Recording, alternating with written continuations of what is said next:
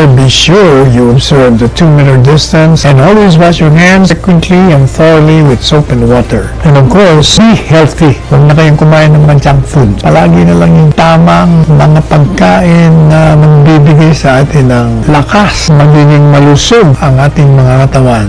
Kain ng gulay, uminom ng maraming tubig, matulog ng maaga, at least 8 hours a day. Gawin nyo. Ganun din po yung pag-exercise, maniwala kayo. Meron na kayong natural defense for any bacteria. By the way, summer is approaching. Ibig sabihin, alam niyo, pag mainit, apoy, palagi nagkakaroon ng marami. Kaya mag-iingat kayo. Kaya itong Department of Energy, Secretary Alcusi, papaalala po siya. Kailangan tayo daw ay mag-iingat, extra vigilant po tayo. Sapagkat ngayong darating na Lunes, Fire Prevention Month na halaga po talaga, public safety. Kaya pakinggan po natin. Merong mga simple reminders. Halimbawa, yung mga electrical appliances nyo, i-unplug nyo. Bago kayo malis, ginagawa natin talaga, in-inspection natin unplug lahat. At nga yung pag nag-charge kayo ng battery or power bank, naku, huwag nyung kakalimutan. Kapagkat yun nagsasani ng sunog. Marami na tayong nabalitaan. Pumutok na telepono na charge, power bank, tapos yung mga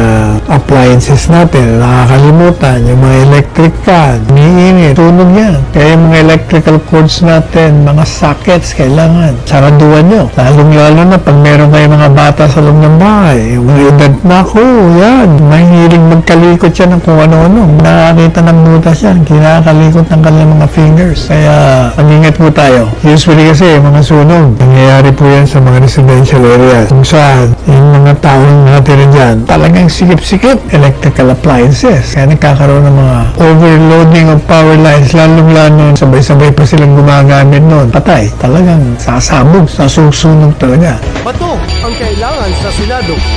Kaya dapat bato.